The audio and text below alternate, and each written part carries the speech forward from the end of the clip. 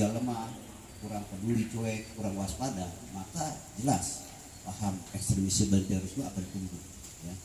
Artinya mungkin dari sekarang Bapak Ibu di lingkungan warga yang mulai lagi bagaimana ikatan-ikatan sosial yang selama ini sebenarnya kita selaku bangsa Indonesia kalau dibilang ikatan sosial itu kan amat sangat baik. Bagaimana jadi tidak hanya pengurus RT tapi bagaimana kegiatan di RT-nya diadakan ya, atau kita dulu biasanya adanya ronda atau kerja rutin kerja bakti setiap minggu. Itu salah satu cara bagaimana menumbuhkan atau meningkatkan ikatan sosial. Kita bisa saling mengenal ya, seperti itu ya.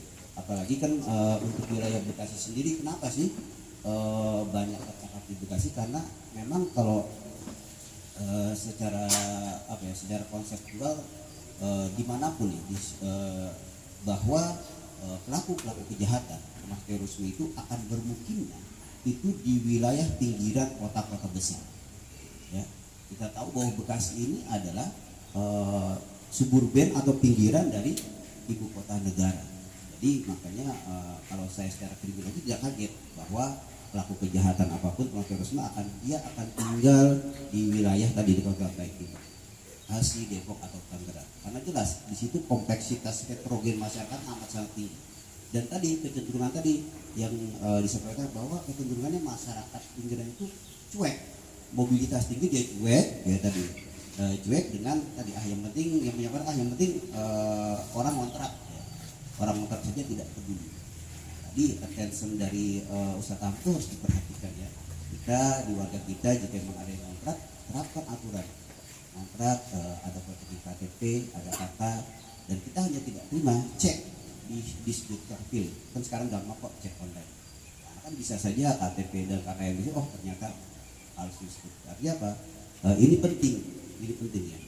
Dan tadi bicara ikatan sosial itu tadi dari warga juga bagaimana kita bisa menumbuhkan tadi toleransi ya, ada dalam artian dari lingkungan terkecil keluarga kita bagaimana adanya hubungan yang baik antara bapak dengan anak, adanya kasih sayang ya, baru di warga adanya tanggung jawab bagaimana saling menjaga, baru adanya kegiatan-kegiatan di rukun warga itu perlu dihidupkan karena disitulah nantinya terbangun ikatan-ikatan sosial yang baik, kita saling mengenal sehingga kalau ada orang-orang yang tadi yang mencurigakan atau tidak jelas itu akan bisa mudah terdeteksi. Artinya masing-masing dari masyarakat itu bisa paling tidak minimal mengamankan, mengidentifikasi dari wilayahnya sendiri seperti itu.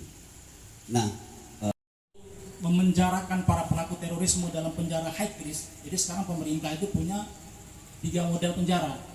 Lapas high risk, resiko tinggi, yang dimana satu kamar satu orang, tidak bisa besukan, tidak bisa angin-angin, tidak bisa keluar. Jadi tok di dalam kamar 24 jam bertahun-tahun dan hanya mengandalkan makanan dari lapas. Itu adalah penjara model pertama yang ada di Indonesia, lapas high risk, dan biasanya ditempati oleh para pelaku terorisme, para pelaku narkoba, bandar-bandar narkoba. Nah yang kedua itu ada penjara lapas maksimum. Lapas maksimum ini masih bisa keluar tapi 2 jam dibatasi dan bisa beli makanan. Beda dengan yang ketiga lapas medium. Kalau lapas medium udah bebas Pak. Nah di dalam penjara lapas high risk, lapas risiko pertama ini, ketika teman-teman para pelaku terorisme ini semakin terpojok ya, bahkan banyak di antara mereka yang meninggal karena kelaparan, karena sakit, justru mereka di saat itu merasa dirinya kuat, merasa imannya semakin kuat karena menganggap mereka di jalan yang benar. Jadi makanya saya sampaikan kepada saudara, Pak, ini sebenarnya strategi seperti ini strategi yang bisa kita ubah dengan cara yang lebih soft. Karena teman-teman semakin ditekan, ya, semakin dipojokkan, justru mereka merasa mereka di atas keyakinan apa yang kami lakukan selama ini memang benar. Dialami juga oleh para rasul dan para nabi-nabi sebelumnya, di mana mereka dikucilkan, disakiti oleh musuh-musuh mereka. Maka mereka menganggap ini adalah bagian dari resiko perjalanan jihad mereka. Alhamdulillah berkat intensnya dakwah dari pihak Insul 88, dari pihak beberapa departemen agama untuk datang menetroni kami teman-teman di sana untuk berdiskusi. Alhamdulillah saya di antara teman-teman yang alhamdulillah bisa berubah dan merubah pemikiran saya ke arah yang lebih baik lagi. Jujur Pak, sebenarnya untuk merubah pemahaman seorang terorisme untuk menjadi moderat, untuk menjadi bertoleransi itu sangat sulit. Beberapa kali para ustadz ya yang belum pernah pengalaman menangani kasus terorisme berjumpa dengan teman-teman terorisme, ketika berhadapan dengan para pelaku terorisme justru diajak berdebat balik. Justru malah hujah-hujah ustadz itu bisa dipatahkan, dalil-dalil ustadz itu bisa dipatahkan sama mereka. Kenapa? Mereka juga orang-orang yang banyak menghafal dalil, orang-orang yang banyak menghafalkan hadis-hadis Rasul, dan mereka mempunyai prinsip-prinsip juga.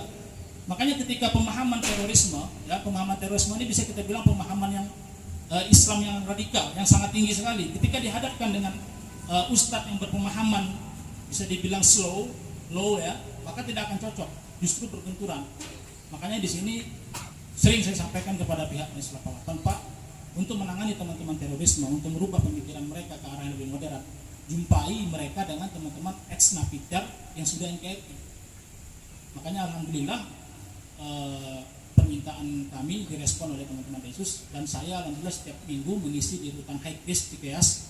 Di rutan High Risk Cikeas itu sekitar 340 lebih napiter merah yang semuanya masih keras, yang semuanya memusuhi pemerintah, dan di situ setiap minggu alhamdulillah saya berhasil mendakwahi teman-teman secara pelan-pelan, secara hati ke hati. Karena kalau memang kita langsung beradu dalil sama mereka, pasti bakalan mentok.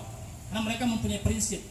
Komunitas dari ex-napiter, Bapak Ibu sekalian. Nah, jadi sebagaimana kita ketahui, di Indonesia ini sangat banyak terjadi amaliyah, kita biasa sebut. Amaliyah itu kalau dalam ideologi terorisme itu pengeboman, penyerangan terhadap kepolisian, aparat, bahkan orang-orang non-muslim. Itu di Indonesia cukup tinggi. Bahkan di barat Indonesia ini, dalam riset itu dikatakan bahwa Indonesia ini sarangnya teroris. Sebagaimana tema pada siang hari ini, moderasi beragama mewaspadai ideologi atau paham terorisme dan ekstremisme di Indonesia. Nah, kami sebagai alumni ex-napiter yang NKRI, alhamdulillah kita mendapatkan hidayah dari Allah, petunjuk dari Allah, bahwa sesungguhnya pemahaman kita, kami para pengurus Debintal ini sebelumnya itu mendapatkan paham ekstrim kanan, Pak. Ekstrim kanan ini